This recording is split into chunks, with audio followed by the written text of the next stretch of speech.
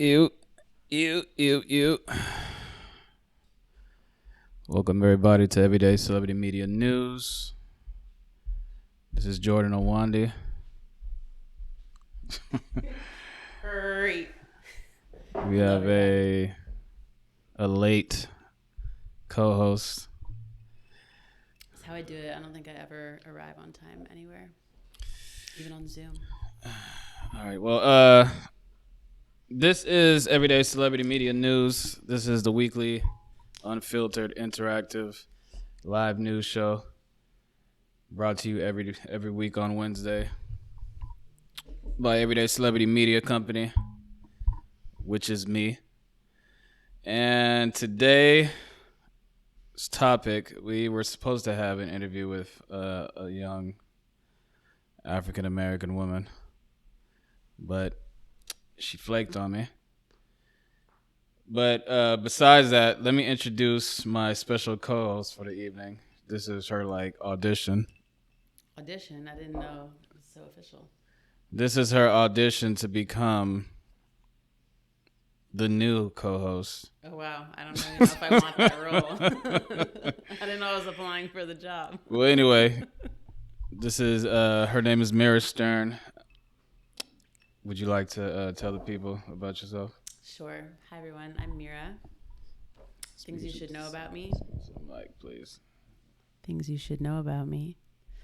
I love shrimp. I love trees. I really like hiking and laying on the ground under trees. I'm from San Francisco. I'm queer. And I am starting to really identify with liking Christmas.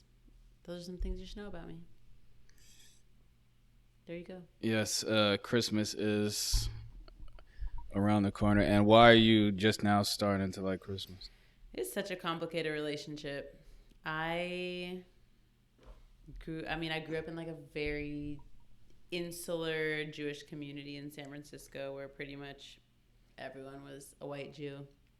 And Christmas was always like, the goy holiday, like the disgusting, like other people's day, when we felt all this pride that we weren't like one part of the mainstream. But I have cousins who are Catholic, and so I grew up doing Christmas with their whole family, and so I kind of got to like dip my toe in the water, but didn't have to like claim Christmas as mine. And now I just am realizing I really like the trees and the ornaments and the vibes and some Christmas music. So you're a fake Jewish person?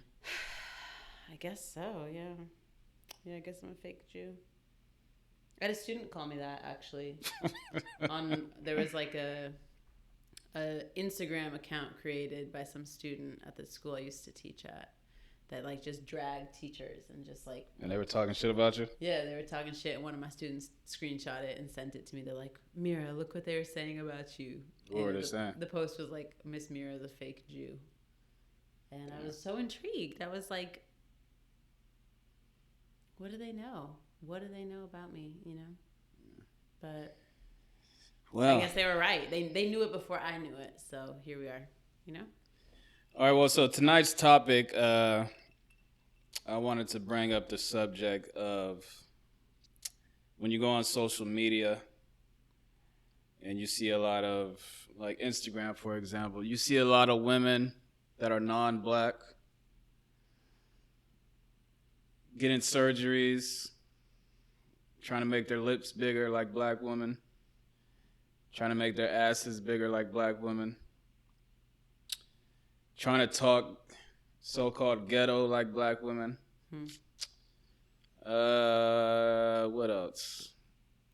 Multiple white women dating, marrying black men. Wanting biracial babies. Yeah, wanting biracial babies. Dread in their hair. So what I wanted to talk about is basically the theft of black culture. Are people stealing black culture? Like when you see TikTok, Yeah. When you watch TikTok and you see all these videos of these girls dancing and shit to rap songs, Yeah. like those two white girls who are like they're like the top girls on TikTok or something. The D'Amelios, you heard of them?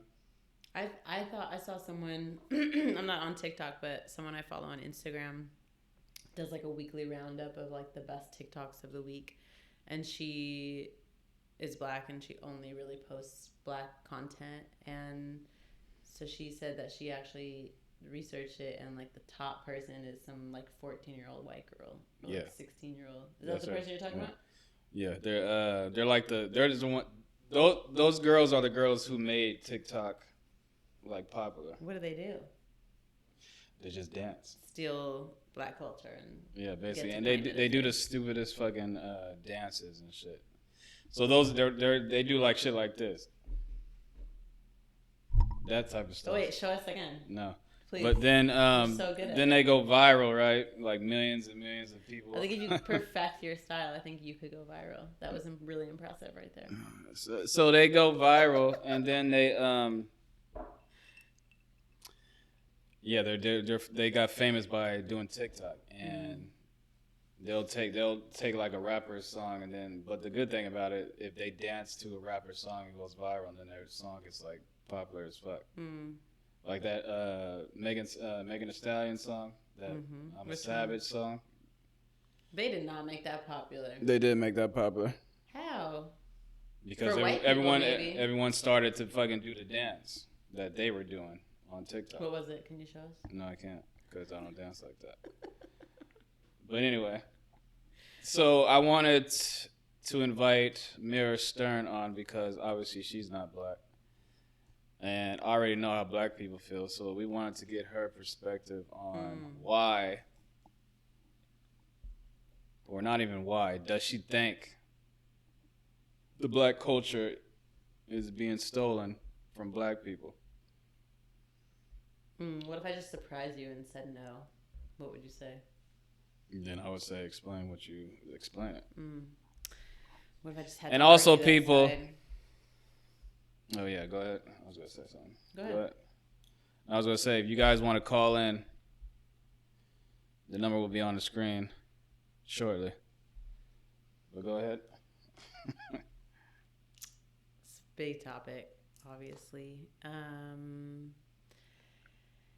And I don't know how much you need to hear from me about it. I don't know how more important like white voices around the content is, but the short answer is, of course, and has been that way since this colonial project started on these lands.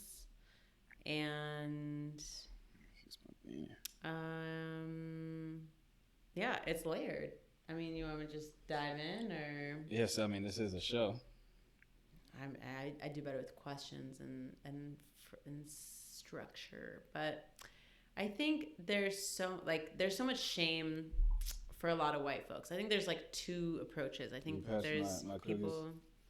I think there's shame for white people who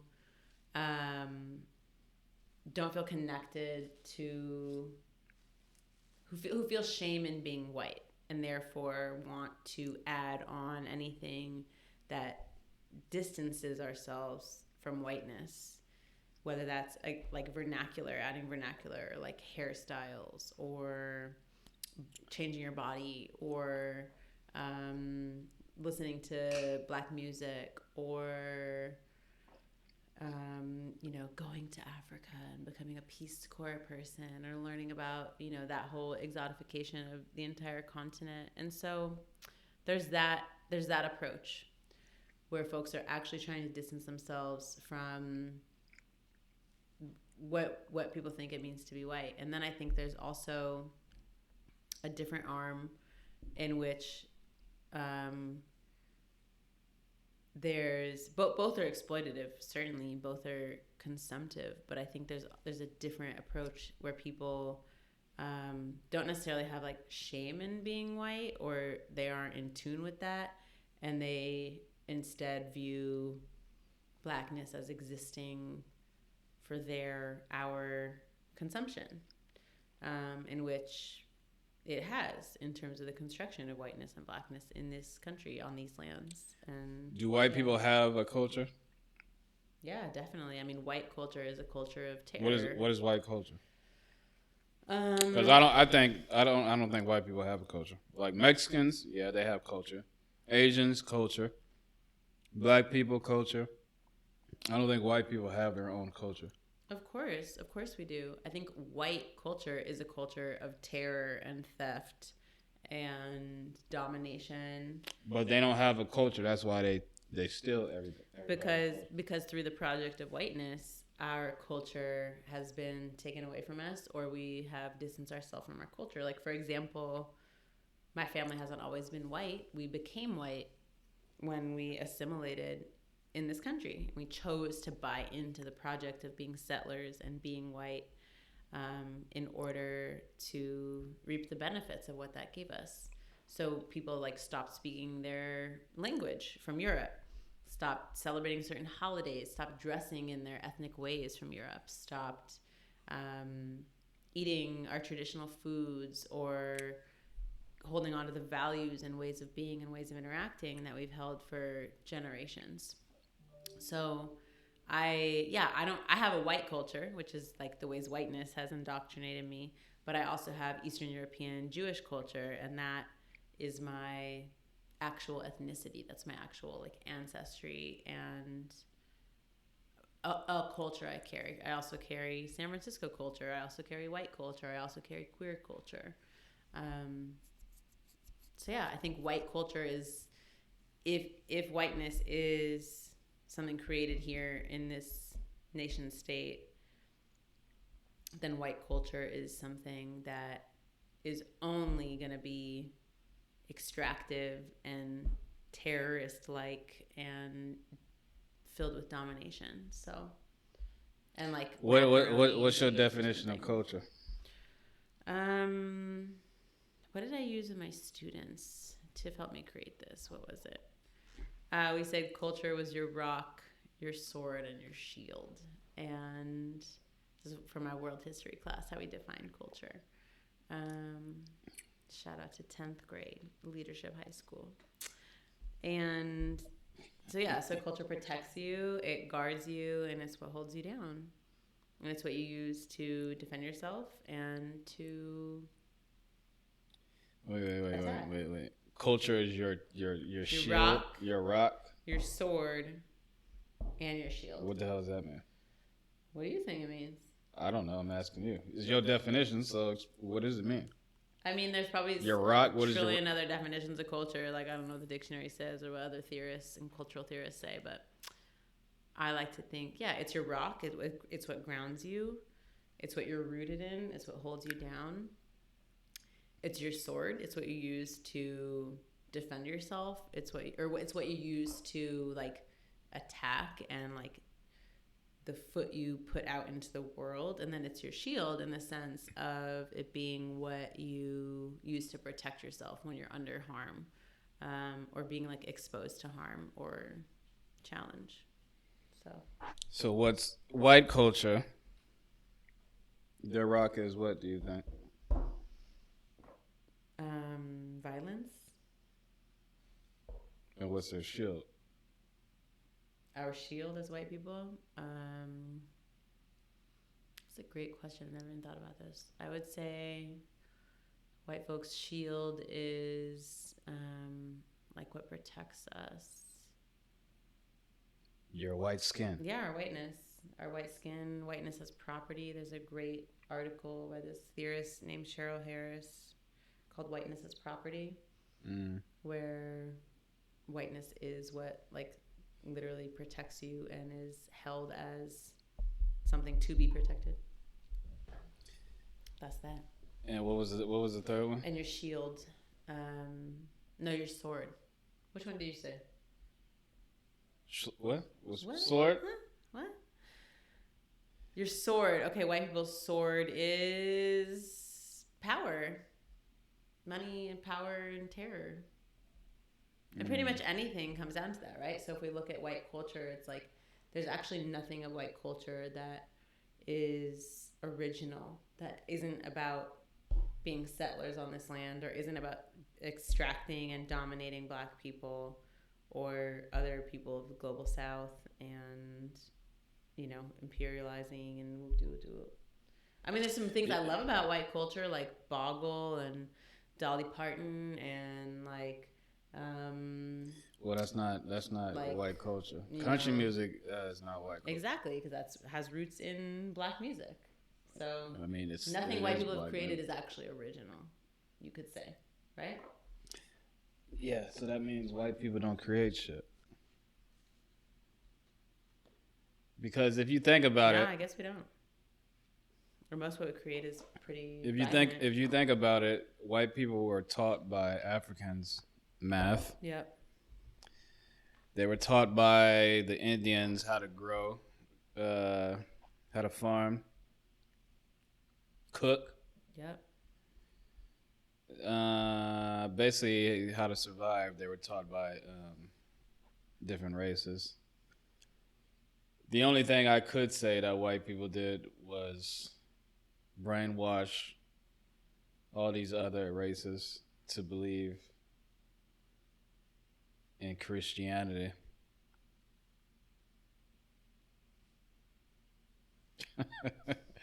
That's what I think white people are. Astounding. They were really good at like being assholes for sure.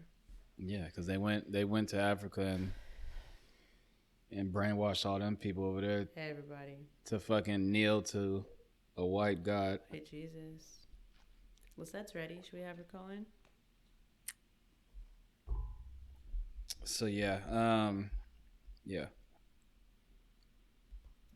I think I'm trying to think. I mean, it's such an interesting question. It's like, are there positive elements about white culture?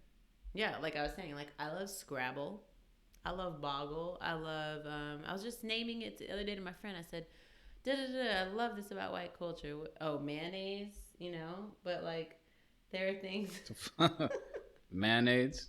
I love mayonnaise. Mayonnaise it's was like actually the most stereotypical thing ever for mayonnaise white people. Was like, actually so created good, by an Indian person from India. Mm-hmm. Interesting. Did not know that. Yeah, and I'm sure Boggle and Scrabble are like word games that have been, you know, used in some other variety in some other lands. So, of course, there are things that are indigenous to Europe and unique to Europe. But once we came to this land, we gave up a lot of that identity and we became white. Yeah.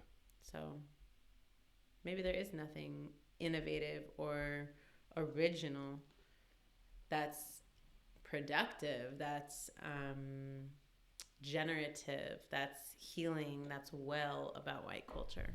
And instead it's all based on terror. Yeah. Hard to reckon with, I think, for a lot of folks to name and actually like accept, but really essential if we're going to recognize that we need to fully 1,000,000,000% divest from this project. And so you had an Instagram live, right, a couple of days ago. Mm-hmm. And what was this conversation about? So my friend Kate and I, who were creating some content together, she's a fellow white woman. We met on Instagram, and it was a DM a fellow love white story. Woman. Yeah, it was a DM love story. She and I did a live just kind of about like what this year meant in terms of like this white racial awakening for a lot of people this summer and how to continue the work in 2021 and what that means for us to push things forward. What's her background? She's an educator. She works in higher ed and has done a lot of work around like anti-racism training and white affinity work in higher ed and like retention and I think like retention work, particularly for students of color and stuff like that. Mm-hmm. Yeah. And did you get a lot of feedback after the interview? Yeah, there was like a bunch of comments on our live, and then some people hit me up just thanking me for different elements of the conversation and wondering kind of like some next steps. I have a course that's starting again in January called Confronting Whiteness, and so let me ask you this question because I actually commented on your live. I saw, and yeah. I You said, came through heavy and and hard. I was like, I didn't know the woman out here fucking being why is this white Jordan. Why is this white girl talking about all this stuff when she doesn't even associate with any black people? Do you want me to have my friend come on? She said, "Are we doing this or what?" Yeah, tell her to call. Or tell her to click the link.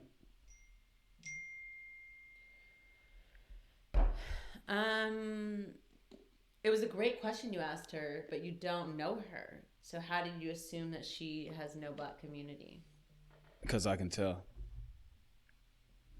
Based on the way her affect. Yep, but I can tell by what she was saying. First of all, she was like, "I don't have any.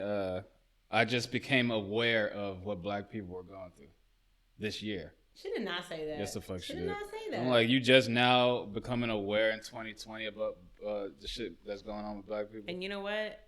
Even after all the uprisings and everything this summer, and after tons of content online and news and social media, there are a trillion white people who don't know anything about the black existence and don't give a fuck about it.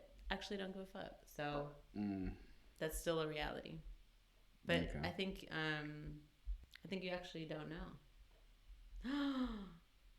Who is it? Oh shit, hold on. Oops. Who's here? Wait a minute. It's Abed. We have a guest here. Hey, baby girl. I don't think she can hear us. Can you hear us?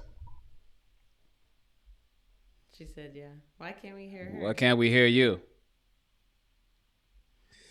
Hang up and call back. That's something on your end. You gotta check on your end. No, my shit is good. Turn your volume on. My volume is. You have to hang up and call back. She's so harsh. You just be nice to her, you know? That's my girl. You could be a little welcoming. I guess we'll wait for her guest. You want to make sure your volume is on here? Look. Don't. Maybe that's why. That's not why, but. It always works? It always works. Well, I mean, this shit happened once, and then she called. The person called back, and then. Let's see. Fancy. This is on Facebook? This is so technological. I have a lot to learn. Can you hear us now? Now our screen is froze. Hi, boo. Oh my god. It's been 4 Can you guys? Yeah, we can hear you. We can hear you. Can you hear us?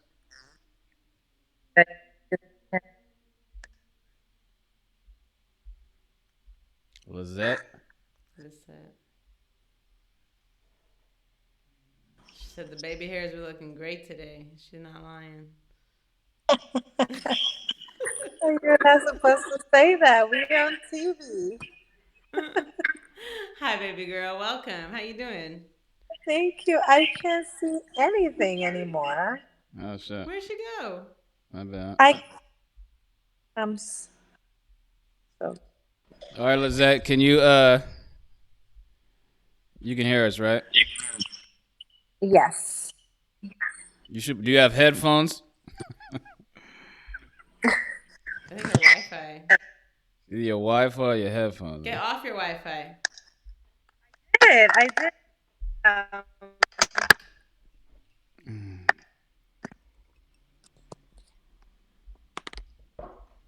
Is this better?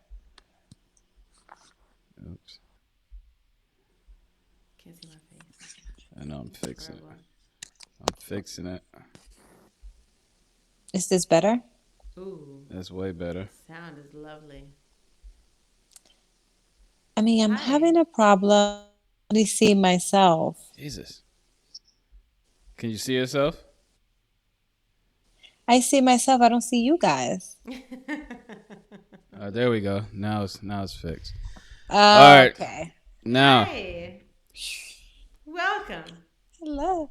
Thank you.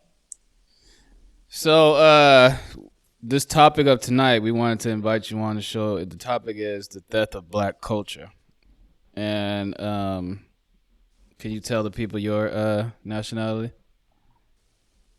I was born and raised in Dominican Republic, and I identified as Afro Latina, Afro Dominican. And can you explain to the people the definition of an Afro Latina? I'll tell you why I identify as such. Well, can you Dominican tell us what an Republic. Afro Latina is, and then tell us why you identify as that?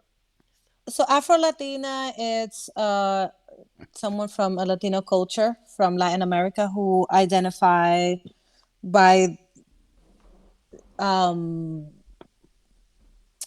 it's hard to say that people with African features because nowadays it has become so popular. Anybody could just identify as Afro Latino, has been a but it's a group of people who want to honor their African roots within the Latino culture. Mm-hmm. And that's why you identify as such. That's correct. Dominican Republic is a mix of indigenous Taino, European, and African. So I grew up personally. I grew up. I don't know if this is you guys want to know this, but I grew up as the black one in my family. La Negra. It's actually my nickname. Yeah, that's what your mommy calls you. Within my me, that's correct. And I always grew up like feeling like I was the ugly one. I think the connection with that was that La Negra, for some reason at some point, my mom thinks that it's something that's I'm making up, right? She's like, "How dare I was always treated like the most beautiful, but outside of my household, I was the Negra, the ugly one." Kind of like not feeling worthy in a culture that's very confused because Dominicans are very confused, very racist to this Dominicans day. are racist And toward who? so, Themselves? Yeah. yeah, it's a self-hate culture. It's a very confused. Everybody in some way. I mean, there's been a new wave. My generation has brought in a wave of the whole Afro Latino culture and this group of people who are a lot more educated and has traveled and have connected with the African roots. And Are you on I'm Wi-Fi? sorry. No, I'm not. Maybe I should. Let me see if it's better. Yeah, because you keep glitching. See what I mean? How about now? Around the edges. Ooh, the video. Yeah. All right, yeah, you just better now. Continue what you were saying. I forgot what I was saying. What was I? You're talking about The Dominican people was culture ugly. as like a culture of self hate. Right. So, right, correct. So, as I grew up and learned self love and understood my heritage and my culture and my history, I started to love my African roots more than anything else. And I decided to just represent that part of the mix. And this is Lisette, the Afro Latina, the Afro Dominican chick So you from were New York. you were born in the DR Yes. and Yes. moved to New York when? When I was 13, I believe. Was it a culture shock? It wasn't because I moved into a neighborhood that is predominantly Dominican. It's actually probably 99% Dominican. For real? Oh yeah, Wow, I didn't know it was that high. Oh yeah, Dykeman is Dominican Republic. Oh, you Everything. Dykeman? I'm from Dykeman. That's correct. My Is New York Bay over here. was it on some like 90 Day Fiance shit? Oh my god, as a 13-year-old? No, her As a family. 13-year-old? Her mom, dad, I don't know. Jesus. Let me tell you this. This is the That's what the Dominicans are known for. Them DR niggas. this is the third time. This is the third time I'm asked that question. Are you serious? No. Yes. Wow. That's what they're Well, known I'm sorry. for. I'm very sorry to disappoint you. But no, No? I've been Just no, make it up. Just no. pretend. Like give us a totally fantasy story. I've been offered to marry people from Dominican Republic for money because I mean we moved out when I was 13, but we technically my whole family had residency and legal papers since I was like 5 years old. It came through like a third generation aunt from my dad's side. I don't know. I never met her, but she made me thanks to her I'm here. But yeah, I've definitely been asked for favors. You've been Even I have a asked to get cousin- married, or you've been asked to arrange marriages. Wow. to get married. Oh, to get married. To marry someone's cousin or even yeah. All right. Well, I think $10,000 is the price. Back then it was. I don't know how much they're charging now. That's not bad. That's pretty nice. I got offered. Yeah. I was gonna marry a German dude once for a briefcase of $30,000. I totally should have done it. I was tripping that I didn't. 30? what? Yeah, apparently the rate was like 30 G's. My friend and I were both gonna do it back in I don't know, was this 2011 maybe? Totally should have done it. My That mother money told me would have been something gone that real quick What, though. were you No. on like a website or something? Nah, she met him at a bar, and it was like these German dudes want to marry us for 30 G's. It was like people in our community. It was like a small little community we used to hang out with a lot. So anyway, All right. Well, Lizette, what do you feel about the topic? Is black culture being stolen from black people?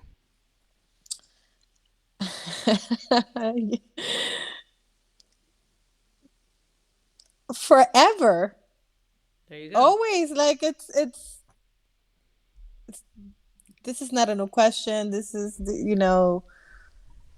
that is what has always been. We've been, everything has been taken away from the beginning of times, for one reason or the other.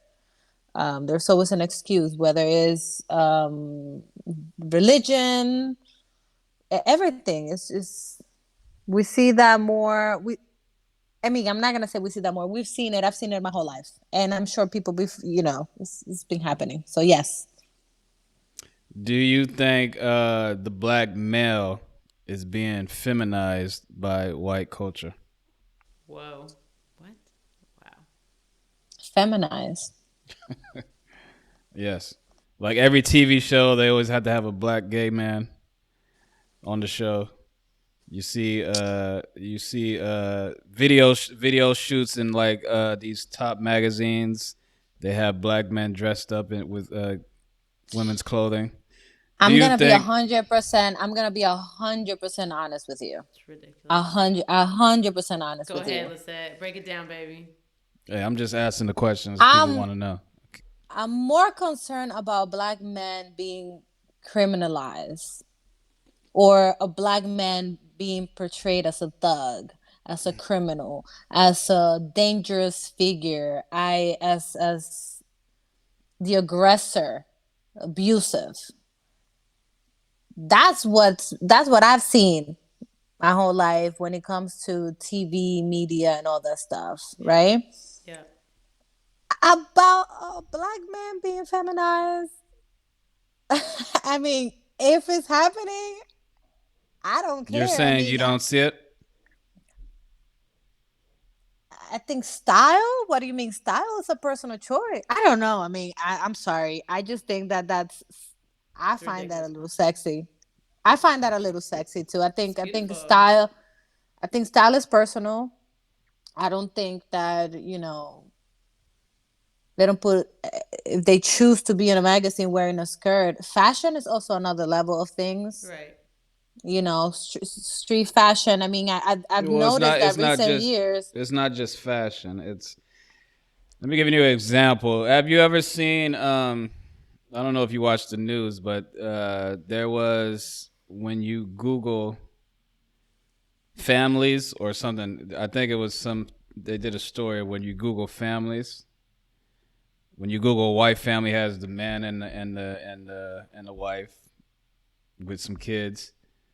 And then when you Google a black family, it'll just have the woman with 2 kids, but without the dad. That So- has nothing to do with men being feminized, though. That's about Can I this country finish? separating. Can I finish the Go question? ahead. Go So ahead. that was an example. So you know who Minister Farrakhan is? Ridiculous. Lizette? You don't know who the leader of the Islam Nation is? We can't hear her anymore. I don't think we can hear you anymore. That's so weird. She said 1 second. What happened? I don't know. What'd you do? Louis Farrakhan Got too hot, is got too is hot. a misogynist homophobe. So let's talk about that. Well, that's your opinion. And like the opinion of so many radical So many people black who women, don't really black queer understand. folks. Black queer folks. Yeah, and black women and folks who like experience the reality of that. You booted her off? No, she hung up. Oh. She couldn't take it. Right, yeah, because it's just heavy conversation. I feel like it's interesting because the way you frame the question. It's a simple question. Do you Yeah. think the white media is feminizing the black man?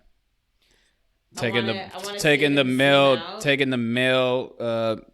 male masculine man out of the household.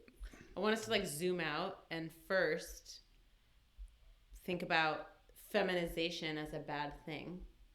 I feel like it's being in your question and in the examples you gave, you're framing it as something that is negative or detrimental, and that's really misogynist. And What is you talking about? I just asked a simple question. I'm analyzing the question. I'm analyzing your examples. So I think I'm giving you examples that are out there in the world so you can speak on it. that's what I'm literally doing right now. Right? That's what I'm literally doing. So the feminization. You all right? I'm Things listening. coming for you? The framing of feminization as something negative is part of this larger colonial project. And so even the construction of gender and you saying, oh, black men wearing women's clothing, or what was the other example?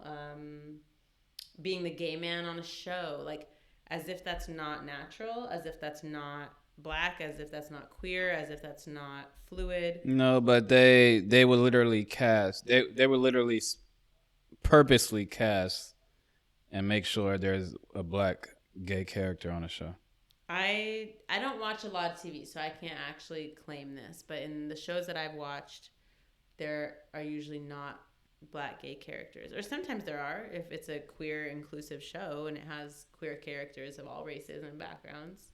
But there's something to be said about how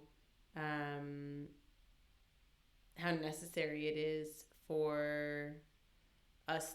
I mean, yeah, we need to break down like even gender and sexuality as white constructs. Like gender exists in this country, in our society, in ways that are only unique to right now and to what this country has created.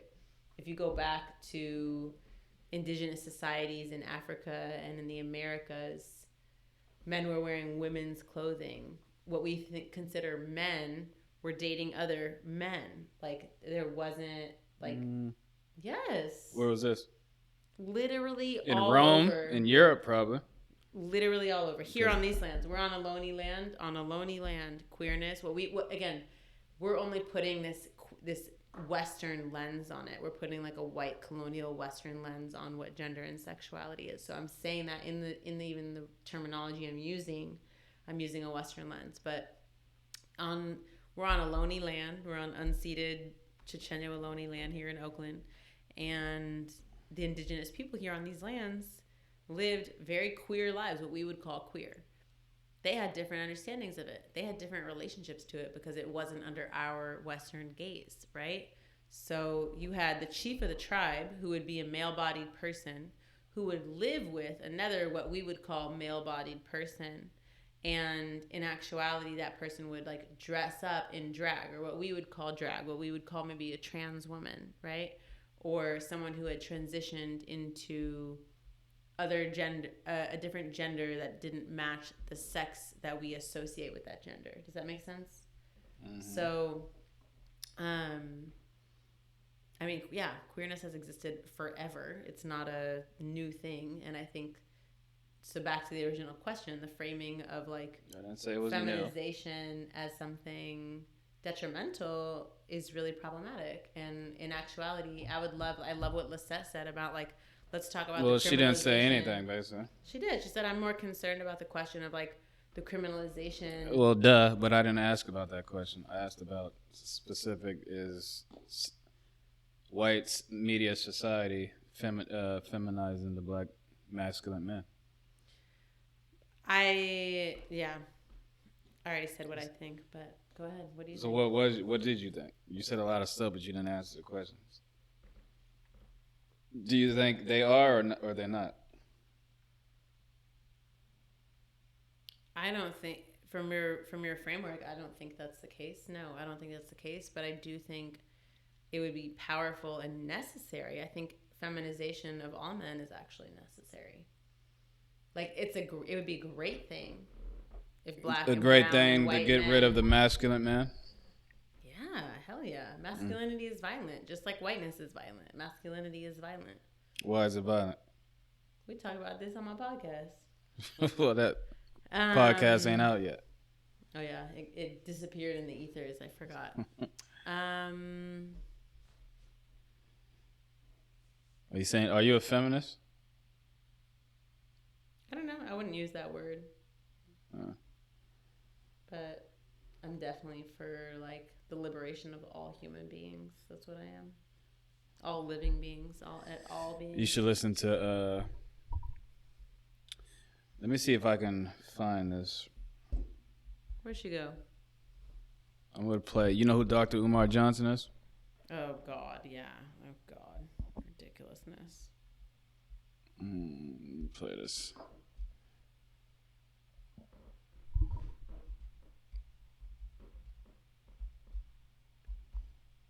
Johnson.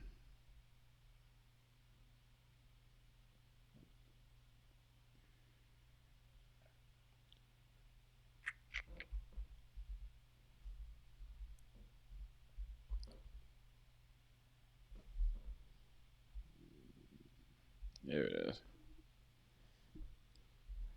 Let me play this one. He's incorrect. It says no African community legitimized being gay. It's ridiculous. Ridiculous. Have you seen anything more perfect? I really love this pan because it just does it all. It has so many. What time is this? We're about to end this right after I play this. Who's my number 4? Queen. I'm actually gonna pass it to my sister after we do it. Okay, so y'all set me out. No. Go ahead. All right, Dr. Umar, my name is Diane. Resident here in Kansas City, and I am one of those ugly black feminists that you are not a fan of. So I appreciate you coming here to Kansas City, and I figure if I'm going to have something to say, I'm going to say it to your face, so I do appreciate it. I do appreciate you addressing my concerns regarding anti-LGBT rhetoric and anti-feminist rhetoric, so I appreciate you saying that up front. So my question is, the exact definition of hate speech is speech that offends, threatens, insults groups based on race, color, religion, natural origin, sexual orientation, disability, or other traits. That is the definition of hate speech. We can say all day long that we don't hate a particular type of person, but I want to know, how is that rhetoric any different than white folks that say that black people are thugs, are mentally not together, that we are unintelligent? How is it possible? How is that not different as a black man saying that black feminists are ugly, saying that queer people are, you said it earlier, I can see you on tape. How is that different than saying that gay people are molested, that we are pedophiles? How is that any different than white people? He has said that online, and I have the video. Yes, you have. No, you did say that online. I was accused and derided, as some of you guys know, because of my position on sexual confusion in the African American community. Oh my God. And I understand we may have a few visitors tonight, and I don't mind, This is so ridiculous. okay, of that community. And so I think it's important that I clarify my perspective on black homosexuality and lesbianism so that we're all crystal clear on where I stand. Yes, it is true, I do not support it. Yes, it is true, I do not condone it. But it is absolutely false if anyone says that Dr. Umar Johnson hates any of my brothers and sisters who practice a traditional lifestyle, a non-traditional form of marriage. Right, so my question is, how is this anti-woman, anti-gay rhetoric any different than white folks who say that black people are dumb, that we're thugs? Homophobia is hate speech, and anti-womanness is hate speech. Okay. May I respond, my lord? You can. All right. Now, first, we got to take the emotionalism out of it. We're going to be able to dialogue. Okay? I'm going to respond, but for the sake of time, I'm going to answer everybody's question. And if you like, when I'm done, me and you can have a private, respectful conversation. Okay? Now, okay, well, let me do this one, I'm going to go through, then we can come back to it, if you want to have that conversation. Number one, and because I got ADHD, I didn't remember everything, but I think I could get to most of the highlights of what you said. First, you said homophobia. Yes. Goddamn ads. Hi, it's Stacy. My friends Reverend Raphael Warnock and John Ossoff need our help more than ever. Oh, you're going to tell me that it's a mental illness from an outdated DSM-3 that was abolished in 1973? Don't try it. That's like history. This is not the DSM-5. DSM-5? This is the DSM-5. Oh, that we're mentally ill. Go ahead. Go ahead.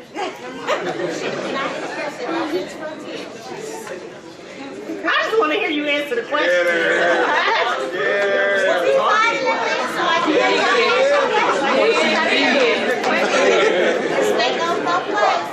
And I'm going to be respectful to you, okay? I didn't pick this up to talk about the fact that homosexuality was a mental illness in this book until 1974. But since you brought it up, I'll start with that. If you read the American Psychiatric Association position paper on the removal of homosexuality from this book as a mental illness, and I have it, it's available online, it clearly says that we did not change this classification because we had sufficient evidence to prove that people were born this way. So one of the questions that got to be dealt with from the Eurocentric mental health framework that we're dealing with this issue in, why was it removed? Now, having said that, I picked up the book to ask you on what page is the mental illness homophobia. It's not a mental illness. It's a disease just like racism a disease. Who defined homophobia as a disease? This is the authority of mental illness. Where is the diagnosis homophobia? Yeah, the It's not a diagnosis. It's a state No, of phobia. being. It's a state No, of being. phobia. You don't even know what he's phobia. about to say. A phobia Okay. is in this book. Okay, so hate speech And a against gay phobia, people. let me, Okay. phobia is fear. Simple phobia, any type of claustrophobia, it's a fear. You said homophobia. I'm not afraid of nobody.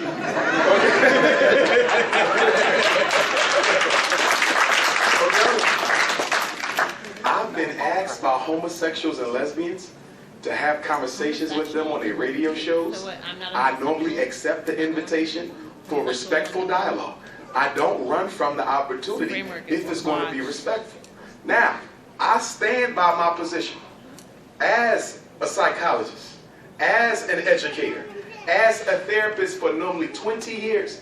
And in 95% of the cases of gay and lesbians I personally know and met and worked with, most of them were victims of sexual abuse as children. I'm speaking not what some white person wrote in some research study. I'm telling you what I know. Amongst black folk, it is a pathology born of childhood sexual victimization. Denial is at the root of all mental illness. It's easy to say, I was born like this, so I don't have to deal with the pain that triggered it. Now,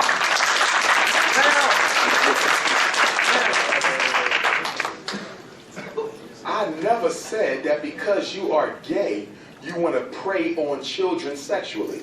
Now, do you have a strong case of homosexuals and lesbians who prey on children? Look at the Roman Catholic Church. We don't have to debate whether or not folks who are sexually confused, who may also prefer children. But am I going to wholesale indict the whole population and say because you're gay you want to molest children? I've never said that. I've never said that, and I never will say that. I'm very responsible with my words. Now, you drew a comparison that I'm going to disagree with. You said, how is me disagreeing with homosexuality? How is that any different from the white man saying black folks was dumb and stupid and this and that? You know what the difference is? That was lies about us. That could be proven. You're wrong. I don't denigrate or downgrade black gays and lesbians. Why would I do that? Do you realize black gay men have one of the highest suicide rates in America? Because of speech like what you No. community. If what you say is true. And silence. Listen, Why you're people being don't emotional, come my out. queen. What about before he was even born? What about before he was even born? Thank you, sir. Thank you. Okay, what about 100 years ago, 200 years ago? What about it? There's no argument. I'm asking you. But you said him. Exactly. So what about what was going on before he was born? He inherited it and he decided to continue the How? conversation.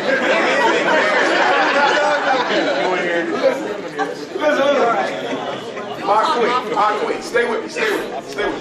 It is a political fact for anyone with common sense. It is a political fact for anyone with common sense. Dr. King was assassinated in 1968. Black Panther Party was destabilized in 1972. Homosexuality became normal in 1974. It is a political fact that homosexuality was declassified as an illness so it could be used to take over the black civil rights struggle. Oh my God. LBGT is what they call the new black. We know it's not black, but they're using it to ignore the black agenda in deference of the LBGT agenda. It is the only minority issue that matters in this country. Now let me ask you a question, my queen. Since we're talking about freedom of speech and people's rights and looking out for those who are being oppressed and denied their opportunity, where the hell was the LBGT movement when Michael Brown was murdered? Where the hell was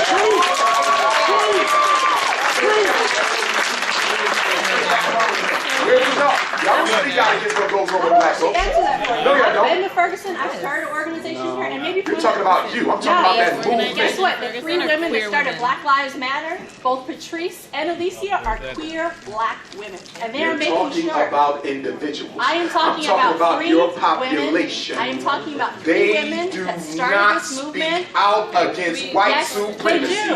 And the Yes, reason they do. LBGT does not, I'm not talking about you as an individual, I am but the talking- you reason are why incorrect. the LBGT movement does not speak out against white supremacy is You wanna because they bet? are a part of it. Here's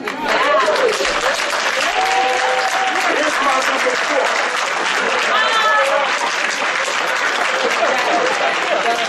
And I love you. That's in love. That's in love. Number 4. Who's my? She was. Anybody look up her story? Anybody look up? I'm just say you have a fact. Just prove myself right. Look up the her story of the Black Lives Matter movement, and you will see that the three women that started that are feminists and two are queer, and they are not about the liberation of black people. It's about the liberation of gay people and the liberation of Look, if you're gonna learn something, learn it from the best. I'm talking Grammy-getting, Michelin. Before I go to 5. Stay focused. Shut up. Stay focused. Stay focused. Stay focused. Stay focused. Right. You see that? I want to deal with that. I want to deal with that real quick. Go ahead. Because that is my issue with their movement. Stay with me. Let me go back to my ancestor, Frederick Douglass. Then we're going to move on. No. Because one thing we got to do, y'all, I talk about this and y'all hear me talk about this. When we talk about the black agenda, we have to stop taking time away from the black agenda to feed other people's agendas. Are y'all That's what's wrong with you. You only hear one thing. I want to draw a parallel, respectfully. When Frederick Douglass was fighting for the right for blacks to get the Okay, vote, how many more minutes we got? Susan B. Anthony and other white feminists 3 minutes. told Frederick Douglass that you should not let the black man get the vote until the white woman get the vote. And Frederick Douglass said the struggle of a whole race ain't got a damn thing to do with your struggle against your man.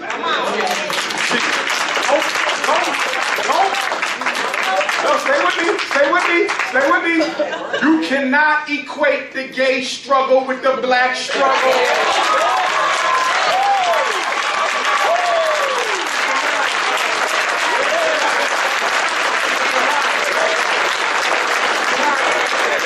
This is the quote right here. That's our queen. That's our problem. Respectfully. Respectfully. They are not together. No, my sister, no. No, no, no, no, no, no, no, no, no. The LGBT movement is a movement for the right to practice a certain behavior. The black struggle, no. The struggle for black folk is a struggle to be treated like a human being.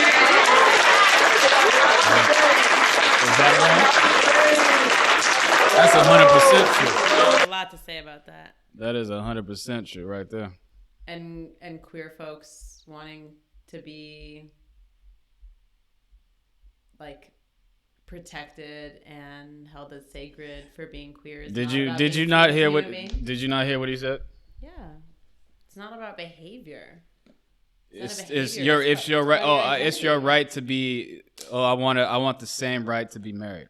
I want the right to be able to marry No, this man. not at all. That's not the same as, oh, I want the right to be treated as a basic human being. That's two different things. I disagree. I'm not equating the two. Of course you disagree because you're not black. That's why. I'm not saying. And that you they're the think, same. he just told you it's not the same, and you said it is the same. No, I didn't. No, I didn't. So Not at all. he was right then. Rewind the tapes. I did not say that. But so he was right. No, I disagree with what he's saying. I agree. He said the LGBT movement is not the same as the movement of black people.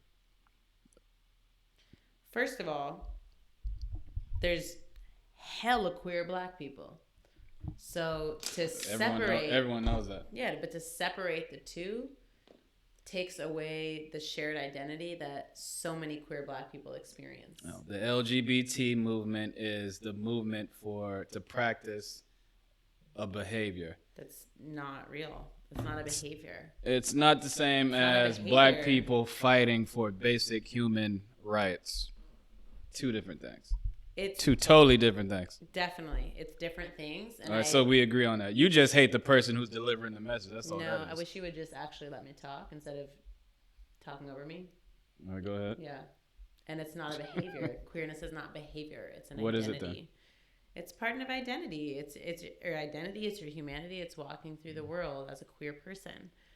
Just like it's walking through the world as a disabled person, walking through the world as a Jewish person, as a Native person. Those are not the same struggles. Those are not the same frameworks of identity, but those are elements of your identity. And so a threat to anyone's humanity, a threat to anyone's ability to live as themselves and be loved and held as sacred and protected and protected and defended, right? Or have their humanity worshipped by everyone. I want to worship everyone's humanity. That is an element, like that's violence if you're not defending each person's layers of their innate identity. And I'm not equating white queerness with blackness at all. But I Sounds think like to it. listen to what the fuck I'm saying. That's literally not what I'm saying. So we Like- agree then. It's not the same. Yes, All right. but I don't agree with what he's saying. I don't agree. He's not. He saying just said that. exactly what you just said. No, because I don't. You just I don't hate think it's a the behavior. person. He's saying it's a behavior, and it's not the same. He's prioritizing. Friends calling you. He's joining in the call. What's he got to say about it? No, this is This is a sports segment. Oh, my bad. Okay. Quick cut. This is Everyday Celebrity Media Sports.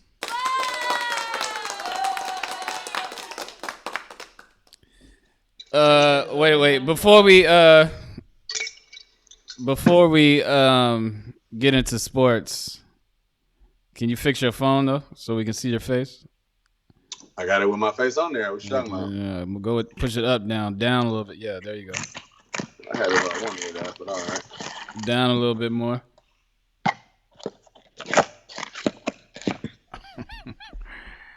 Got me messed up, bro. See, that's why you got to do it ahead of time. All right. Well, we have one quick question before we get into sports. Do you think the LGBT movement is the same as the Black Civil Rights Movement? Absolutely not. All right. Now we go get into sports. But I would like to expound on that answer before you just have me shut down right there with just a very just that answer with no backstory and no explanation behind it. There you go. I like that. Look at that context. I have. There's no part of me that does not doubt that they are. I don't want to say they, because they are we. I don't have nothing against the LGBTQ movement. I'm for any oppressed people standing up for their rights. But some battles are different than others, even if they have similarities mixed in with them. But that's not my fight. But I stand in solidarity with anybody that's looking to, just further themselves and represent for themselves, especially if it's in the name of building bridges and unity more so than it's about warring against somebody else or tearing somebody else down. I may not agree with all things that encompass LGBTQ, but I'm also not for anybody being discriminated on. So, and with that, we can get into some sports.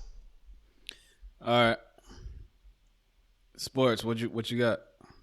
Man, it's hoop season. I know you juiced. It's hoop season. I mean, football is winding down and teams is falling apart, and some teams is falling, but it's hoop season. So, it's going down. The Warriors looked absolutely trash yesterday. And the Nets looked like the best team in basketball. I don't know that it's going to wind down that way at the end of the season, but the Nets looked amazing yesterday. There's a lot going on, though. There's a bunch of teams all over the league balling. I don't have my normal stats and everything up in front of me just because there's still games going on. But I'm just excited for the young season. What you saw from the Lakers-Clippers games yesterday? Do you think the Clippers? I don't think they're no steps closer to beating the Lakers. I feel like LeBron is treating it still like the preseason. I don't think the Lakers are the favorite to win the championship in my book. But I respect the effort the Clippers put up. But until Paul George is playing like that in the playoffs and scoring 33 points and balling and playing good defense like that in the playoffs, I'm not really interested in nothing he does on opening night or in the regular season. Championship or bust, man. Because if they don't win nothing this year, Kawhi leaving. So you better figure it out. Kawhi's not going anywhere, nigga. Shit. He about to. What you mean? If he goes somewhere, it's gonna be to the Lakers. He's gonna test free agency, and yes, he would get less money if he left the Clippers, but it would make sense to test free agency just to force the Clippers to pay you that much more money. Not that they're not willing to sign him to an extension right now already, but trust and believe. If this season is a failure and Paul George plays like a cat this year in the playoffs, Kawhi Leonard is going to the next better situation. I guarantee you. He might be willing to take a little less money to go be the third wheel in LA. And Lakers got enough interchangeable contracts where they could for sure ship a couple people out to make room for Kawhi. They was already gonna sign him in the offseason last year before the Clippers got him. So they can make it work the money wise with LeBron, AD, and Kawhi. So the possibilities are endless. Stay tuned. I will say this though: did you see Giannis choke them free throws away tonight? He was supposed to get the go ahead tie the game up with a free throw, and he missed a free throw. Milwaukee lost a nail biter. I mean, well, he can't shoot, so that's why they'll never save his life. That's why I said that shit. I said that shit last week. That's why he need a Curry in his life. I don't know why you would sign no max deal with Milwaukee when you need a Curry in your life. But people hard headed, they stubborn, they don't want to put a Curry in their life. He could have been a champ. Now he's just a champ. Well, he It has, just be that way sometimes. he has Hopefully, old, Giannis, old school hopefully you see this one mentality. day. He has an old school mentality. That's all. Would you say a losing mentality? I didn't hear Old you. school mentality where he don't want to Losing? join. He don't want to be on the bandwagon like KD did. Or I mean, you a LeBron fan and a Laker fan. Everybody that come to the Laker is for sure a bandwagon fan. You for sure a bandwagon Laker fan. Yeah. You have no LA ties except for having some homies who live in LA. I like Number one. I like players, Number not two, teams. LeBron run to a better situation every chance he get. All that what KD did. If you're gonna argue what KD did, you got to argue what LeBron did. And if you're not gonna argue, it's just like semantics, man. LeBron goes to teams that didn't even make the playoffs, and he goes to the teams, and then they win championships the next year. You don't have to win. You don't have to go to the playoffs the year before if you're gonna have 3 of the top 10 players in the NBA on the team. You got 2 top 5 players and a top 10 player. Where were Miami? Where was go to the playoffs the year before if you're gonna put them 3 in the mix on the same team? I mean, where like, was when you Miami argue that before shit is the LeBron dumbest shit came? ever, because like, what does it matter what happened the year before? It's a whole different team a year later. So you put LeBron James, who's arguably he was the MVP on his way to going to Miami. Dwayne Wade was a top 5 player. Like, come on, man. Stop Dwayne it. Wade was old as shit with bad knees. Nah, when they linked up that first year, they were not old. And in that first year, what did LeBron do in the finals? Well, that nigga got cramps. It was hot in the gym. No. That wasn't that one. That was the one where Jason Terry outplayed him. Remember? Dallas? J.J. Barea giving LeBron buckets in the fourth quarter. LeBron not doing nothing in the fourth quarter. You remember? I didn't see that. Oh, man. It's on YouTube. I didn't have I got the league pass. If you want me to come over and log in, we can watch all of the games from that series, and we can watch LeBron do nothing in 6 fourth quarters. What is going on with football? Shit is all over the place. Tom Brady coming back from down by like 20 points versus the Falcons once again. The Patriots suck. The Raiders is falling apart. Cowboys beat the Niners. Let's go. The Cleveland Browns got 11 wins. So, everything is crazy right now. The football season 2020. Everybody deserves an asterisk, like I told you. Every week we talk about sports, we're going to talk about this asterisk chip for every sport. The Browns have 11 wins. You know something wrong. 2020, the Cleveland Browns, they got a team full of star players. That's what. They got name the stars. Odell, Landry. Odell been hurt for 5 weeks. They got a star running back. They got a star in every position. What are you talking about? Chubb is cool. Landry is cool. Odell been hurt for 6 weeks. Their defense is all right. They got a good offensive line, but 11 wins. That's the most wins they had since 1994. Wow. 2020. Asterisk chip. The Steelers started off 10-0. Now they 10-3, and they're probably gonna lose like 2 or 3 more games before it's all over. And they're gonna squeeze their way into the playoffs after starting 10-0. Well, that's how it always. As soon as them undefeated teams get that one loss, they start losing. They got messed up by COVID though. They were forced to play 3 games in 13 days, and for most NFL teams, if you play 3 games in 13 days, it's not a good look. And then they ended up having hella injuries on their defense, more than likely as a result of that. But again, their season got decimated by COVID. Not because anybody on their team had COVID, because other teams had COVID and they had to maneuver the schedule around where they ended up playing 3 games in 13 days. They sustained a ton of injuries, and, now they about to fall apart and not go nowhere. Shady. All right, well, that's do you have anything else to report in sports? Man, that's it on the sports report tonight, man. Y'all be safe out there. Duck and dodge the Rona, and I'm out. All right.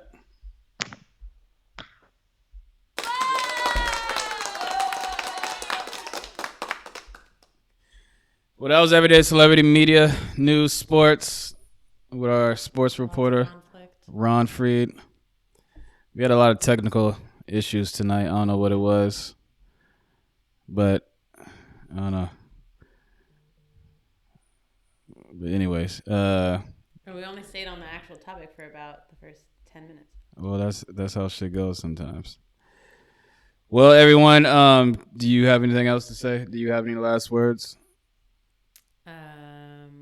You want to tell the people where they can find you and don't listen to Umar Johnson. To who?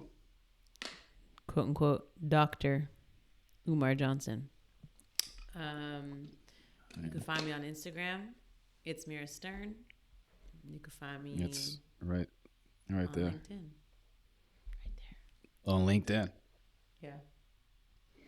Yeah. Those of us with jobs and careers and things. All right, well, this is Jordan Awandi. This was Everyday Celebrity Media News. Like I said, this is a live, interactive news show. If you guys have anything or know anything that's going on in the Bay Area and you want to call in and talk about it, you can call in. This is an interactive show. Oh, excuse me. You can watch it live here on Facebook. And if you don't catch it live, you can watch the next day on Everyday Celebrity Media Company YouTube page. Check out for more interviews coming on Everyday Celebrity Podcast. Check out the No Filter Podcast coming soon, 2021. And yeah, just watch out for Everyday Celebrity Media Company. It is on the rise. On and popping. Spreading all around the Bay and the globe. That's the show.